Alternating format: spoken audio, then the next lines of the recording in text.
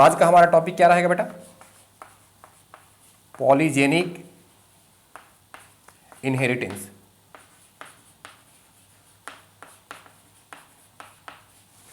इसी को हम बोलते हैं क्वांटिटेटिव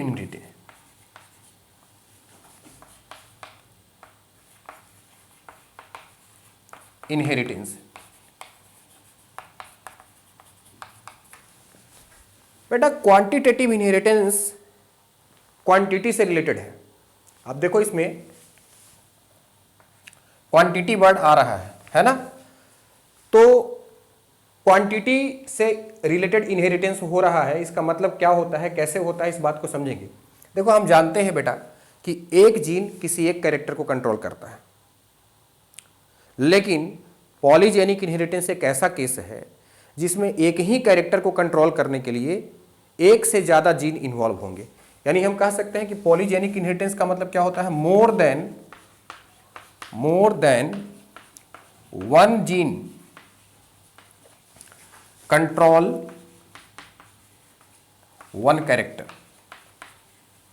एक ही कैरेक्टर को कंट्रोल कर रहा है एक से ज्यादा जीन। जैसे मान लीजिए कि हम बोलते हैं जीन 1 है, जीन 2 है और जीन 3 है। 3 जीन है और ये तीनों जीन मिलकर के किसी एक कैरेक्टर को कंट्रोल कर रहे हैं, वन कैरेक्टर को कंट्रोल कर रहे हैं, तो ये कहलाएगा पॉलीजेनिक इनहेरिटेंस।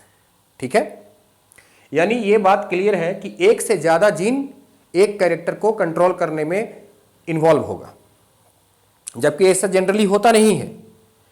तो ये तो एक चीज है। एक और भी चीज होता है जिसे हम बोलते हैं बेटा प्लियोट्रोपिज्म। प्लियोट्रोपिज्म इसका उल्टा है। उसमें क्या होता है कि एक जीन कई सारे इफेक्ट को, कई सारे कैरेक्टर को कंट्रोल करता है। यहाँ कई सारे जीन से एक कैरेक्टर कंट्रोल हो रहा है, और अगर एक ही जीन से कई सारे कैरेक्टर कंट्रोल हो तो उसे हम बोलते हैं प्लियोट्रोपिज्म। तो प्लियोट्रोपिज्म एक अलग चीज है, प्लियोट्रोपिज्म एक अलग चीज है। इसमें क्या बोल रहा हूं कि वन जीन रहेगा और इसमें मेनी कैरेक्टर रहेगा। मान लो कैरेक्टर नंबर 1 है, कैरेक्टर नंबर 2 है, कैरेक्टर नंबर 3 है, ऐसे कई सारे कैरेक्टर है, वो एक ही जीन से कंट्रोल हो रहे हैं। तो ये दोनों कुछ स्पेशल केसेस है, इनके बारे में हम देखेंगे। तो बेटा अगर एक से ज्यादा जीन है तो इसके लिए हम देखेंगे कि कुछ हमारे सिलेबस में मेंशन किया गया है एग्जाम्पल्स। जैसे हम बात करते हैं 2 जीन्स के बारे में।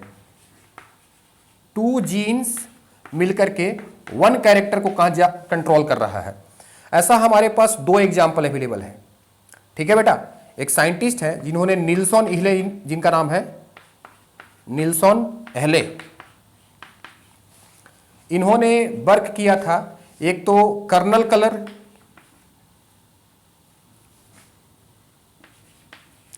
Colour of wheat. जो गेहूं होता है ना, उसका जो ग्रेन्स का जो कलर होता है वो 2 जीन से कंट्रोल होता है बेटा। तो एक कैरेक्टर को 2 जीन कंट्रोल कर रहा है, इसका मतलब एक से ज्यादा जीन हो गया, तो ये पॉलीजेनिक इनहेरिटेंस का एग्जांपल हो गया। एक एग्जांपल हमारे पास ये आएगा। दूसरा एग्जांपल आ रहा है पॉलीजेनिक इनहेरिटेंस में 2 जीन वाला, कि length of Corolla in tobacco plant. Tobacco का जो प्लांट होता है ना, उसमें जो कोरोला का लेंथ होता है, जो उसका जो है बेटा, उसमें भी लेंथ जो है वो वेरिएबल होता है। तो वो लेंथ को कंट्रोल करने के लिए भी 2 जीन इन्वॉल्व होते हैं। ठीक है, तो 2 जीन इन्वॉल्व है, तो इसमें हम फिनोटाइप भी निकाल सकते हैं। कितने फिनोटाइप हो सकते हैं? जैसे आपसे पूछ दे कि इसमें टोटल कितने फिनोटाइप हो गया, तो n = 2 नंबर ऑफ जीन को बताता है। तो अगर आपसे बोले कि कोई पॉलीजेनिक इनहेरिटेंस है जो 2 जीन से कंट्रोल हो रहा है, तो इसमें टोटल कितने फिनोटाइप बनेंगे, कितने प्रकार के फिनोटाइप बनेंगे? तो हम लगाएंगे, इसके लिए फार्मूला लगाते हैं बेटा 2n + 1, where n is the number of genes. तो देखो यहाँ पे क्या है, 2 जीन इन्वॉल्व है, तो क्या लिखेंगे बेटा, 2 × 2, 2 × n का वैल्यू 2 हो गया, +1 यानी 5 डिफरेंट फिनोटाइप बनेगा अगर कोई पॉलीजेनिक इनहेरिटेंस है और अगर 2 जीन से कंट्रोल हो रहा है। तो कितने इनहेरिटेंस बनेगा? अब आपसे पूछे कि कर्नल के कलर जो होता है व्हीट में, वो कितने फिनोटाइप को दिखाता है, डिफरेंट फिनोटाइप को, वो 5 डिफरेंट फिनोटाइप को दिखाएगा। वो कौन कौन से होता है उसके बारे में भी मैं अभी बताऊंगा आपको। एक और चीज होता है बेटा 3 जीन इनहेरिटेंस वाला, तो उसको भी देख लो।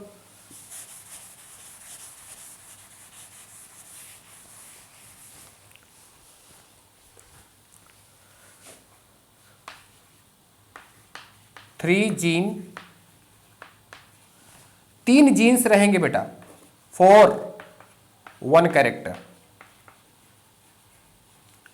मैंने क्या बोला, एक से ज्यादा जीन होगा, तो एक से ज्यादा तो 2 भी हो सकता है, 3 भी हो सकता है, 4 भी हो सकता है, कितना भी हो सकता है ना।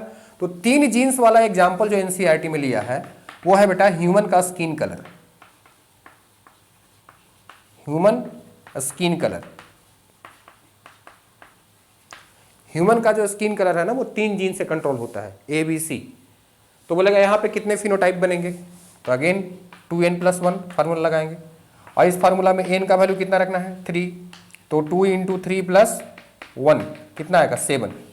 तो अगर आपसे क्वेश्चन पूछा जाए कि ह्यूमन के स्किन कलर में टोटल कितने डिफरेंट फिनोटाइप बनते हैं, तो 7 फिनोटाइप बनेंगे। बात क्लियर हो रही है बेटा। अब आ जाओ थोड़ा सा डिटेल हम कर लेते हैं, ये 2 जीन इनहेरिटेंस में कर्नल कलर से रिलेटेड कुछ बात हम सीख लेते हैं। निल्सन एहले ने जो बात बताई है उसके बारे में हम सीखते हैं। हम वीडियो बनाते हैं, आप लोग देखते भी हैं, बहुत अच्छी बात है, लेकिन सबसे इंपॉर्टेंट चीज़ क्या है बेटा कि कई बार ऐसा लगता है कि हम मेहनत कर रहे हैं और इसका आपको फ़ायदा हो रहा है या नहीं हो रहा है। कुछ बच्चे सोचते हैं कि सर शॉर्ट में वीडियो बना दो, मतलब बहुत कम समय में ज़्यादा से ज़्यादा चीज़ों को कवर करवा दो। ठीक है, एक तो इसके लिए बेटा देखो, एक चीज़ होता है कि आपको बेसिक्स क्लियर होने चाहिए, और अगर आप शॉर्ट के चक्कर में पड़ोगे तो कंपटीशन क्रैक नहीं हो सकता। अगर कंपटीशन क्रैक करना है, आपको नीट क्वालिफाई करना है, तो हर चीज़ों को बेसिक से डेप्थ लेवल तक जाकर समझना पड़ेगा। ठीक है, तो आप ये बात को ध्यान रखेंगे कि एग्ज़ाम है, एग्ज़ाम में कट ऑफ इतना हाई जा रहा है, दुनिया का ऐसा कोई एग्ज़ाम नहीं है। नीट आप देख लीजिए, नीट जितना डिफ़िकल्ट है, मतलब नीट में जितना कट ऑफ जाता है ना, जिस एग्ज़ाम का 80% कट ऑफ हो, उस एग्ज़ाम में कितना आपको डेडिकेशन चाहिए होगा, ये बात आप समझ सकते हैं। ठीक है, आइए हम बात करते हैं कर्नल कलर पर।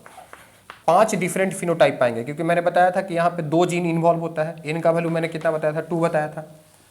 तो कौन कौन से हैं, एक तो होता है वेरी डार्क रेड, दूसरा है बेटा डार्क रेड, फिर है रेड। ठीक है, फिर कौन सा होगा, फिर होगा लाइट रेड, और फिर होगा व्हाइट। ठीक है, अब क्योंकि ये 2 जीन से कंट्रोल हो रहा है, कितने जीन है बेटा, 2 जीन है। अगर 2 जीन किसी कैरेक्टर को कंट्रोल कर रहा है तो वो कौन सा क्रॉस कहलाएगा, डाइहाइब्रिड क्रॉस कहलाएगा। और डाइहाइब्रिड में टोटल कितने प्लांट बनते हैं, टोटल जो प्लांट होता है वो कितना प्लांट होता है, 16 प्लांट होता है। तो यहाँ पे रेशियो क्या आएगा, 9:3:3:1 रेशियो आता था, लेकिन यहाँ पे वो रेशियो नहीं आएगा। यहाँ पे आएगा 1 4 6 4 1, टोटल ऐड करोगे 16 मिलेगा। है तो डाई हाइब्रिड ही, लेकिन रेशियो नहीं आएगा। मैंने क्या बोला है, डाई हाइब्रिड का जो रेशियो है वो हर जगह पे एप्लीकेबल नहीं है। जीन इंट्रैक्शन हो गया, पॉलीजेनिक इनहेरिटेंस हो गया, लिंकेज हो गया, इन सब जगह पे ये रेशियो नहीं आता है, ओरिजिनल रेशियो। लेकिन टोटल प्लांट तो 16 ही बनेंगे, तो ये रेशियो भी आप याद रखें। और ये कैसे ला सकते हैं, आपको लाने का तरीका बता रहा हूँ। जैसे कैपिटल ए है, कैपिटल बी है। अब ये हो गया वेरी डार्क रेड, क्योंकि चारों डोमिनेंट एलील है, स्मॉल ए स्मॉल बी, ये हो गया व्हाइट। इनको क्रॉस करवाओगे, capital A capital B small B बनेगा, तो ये क्या हो गया बेटा, रेड हो गया। इसका हम इंटरमीडिएट रेड भी बोलते हैं।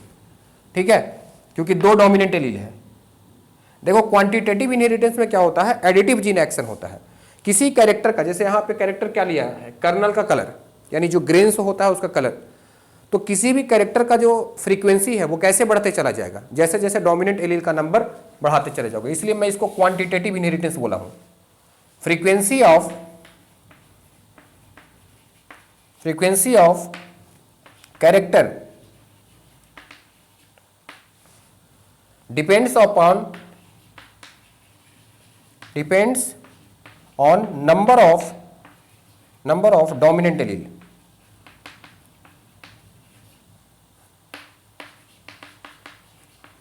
डोमिनेंट एलील जैसे जैसे बढ़ाते चले जाएंगे वैसे वैसे उस कैरेक्टर का फ्रीक्वेंसी बढ़ते चला जाएगा। बात समझ में आ रही है?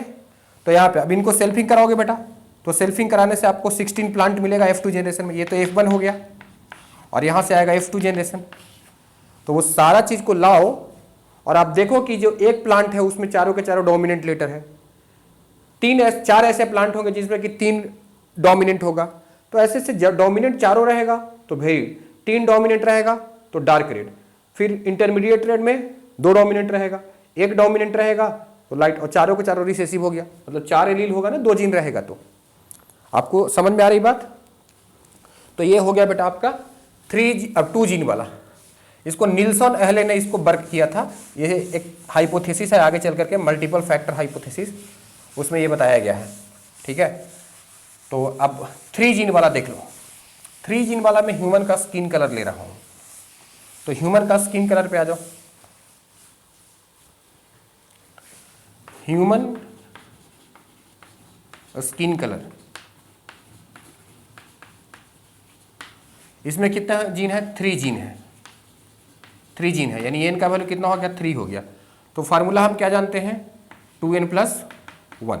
तो कितना हो गया? 7 फिनोटाइप, 7 इसमें फिनोटाइप बनेगा। ठीक है, अब बेटा कौन कौन से 7 फिनोटाइप हैं? तो एक देखो, वेरी डार्क स्किन होता है, मतलब जो ब्लैक कलर के लोग होते हैं ना, वेस्ट इंडीज वगैरह में जो लोग होते हैं, तो उनका स्किन का कलर वेरी डार्क होता है।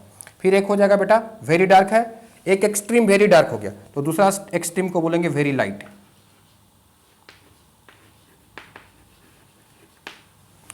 ठीक है, और बीच वाला को हम बोलेंगे इंटरमीडिएट।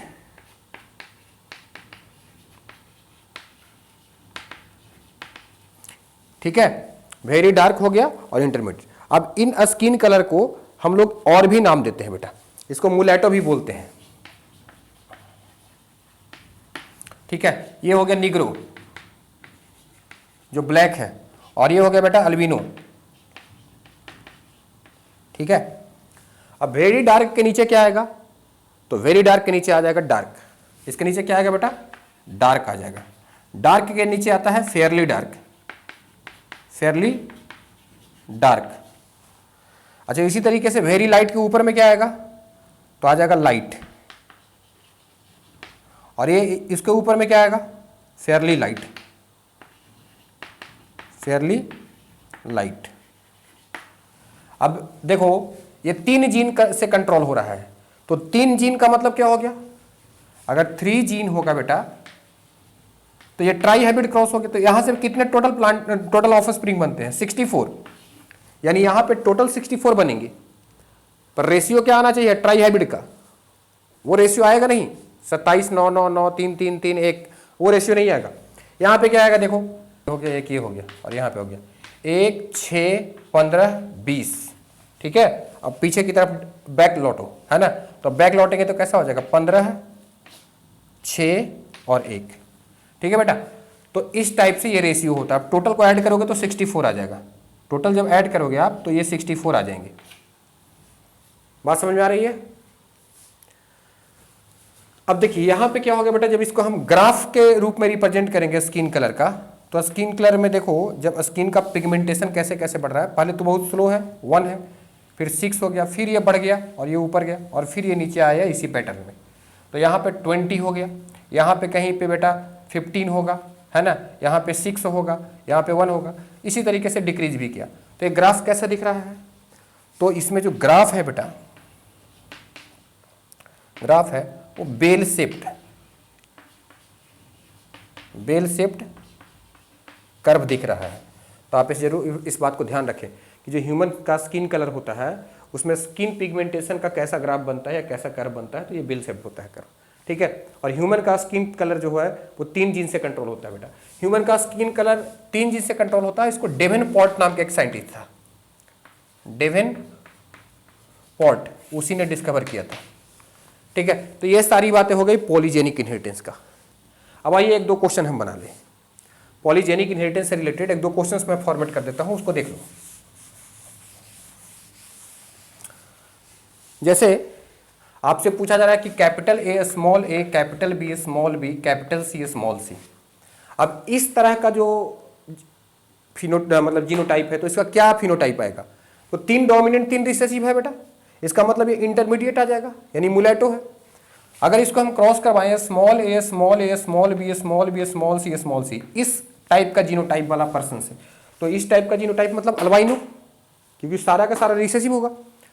तो यहां से capital A small A, capital B small B, capital C small C, इस तरह का प्रोजेनी को बनने का क्या प्रोबेबिलिटी है? तो आप तो इसका 8 गैमेट बना लो, इसका एक गैमेट बनेगा small A small B small C, cross भी करवा सकते हो। ये शॉर्ट मेथड देखो, शॉर्ट मेथड क्या है, इसको इसके साथ क्रॉस करवाओ। Capital A capital small A, capital A small A, small A small A small A small A बनेगा ना, मतलब ये इसकी फ्रीक्वेंसी कितनी हो जाएगी? 2/4 हो जाएगा ना बेटा। ये भी कैसे बनेगा? इन दोनों क्रॉस करवाओगे तो कैपिटल बी स्मॉल बी कितना बनेगा? 2/4 बनेगा, है ना, मल्टीप्लाई करते जाओ। और ये भी कितना बनेगा? 2/4। तो 2/4 को कैसे लिख सकते हैं? 1/2, 1/2, 1/2। अब ये टोटल कितना आ गया? 1/8। अगर इसे परसेंटेज में बोलना हो तो कितना बोलेंगे? 100 से मल्टीप्लाई करेंगे, यानी 12.5%। समझ में आई बात? तो ऐसे और भी क्वेश्चन फॉर्मेट होंगे, आप क्वेश्चंस को बनाते रहिए और हम लोग मिलेंगे नेक्स्ट वीडियो में। ठीक है बेटा, क्योंकि ये हमने पॉलीजेनिक इनहेरिटेंस कवर कर दिया। इसके बाद हम टॉपिक स्टार्ट करेंगे, नेक्स्ट जो हमारा होगा उसको हम बोलते हैं क्रोमोजोमल थ्योरी ऑफ इनहेरिटेंस। ठीक है, तो चलो नेक्स्ट वीडियो में मिलते हैं, क्रोमोजोमल थ्योरी ऑफ इनहेरिटेंस। तब तक के लिए जय हिंद,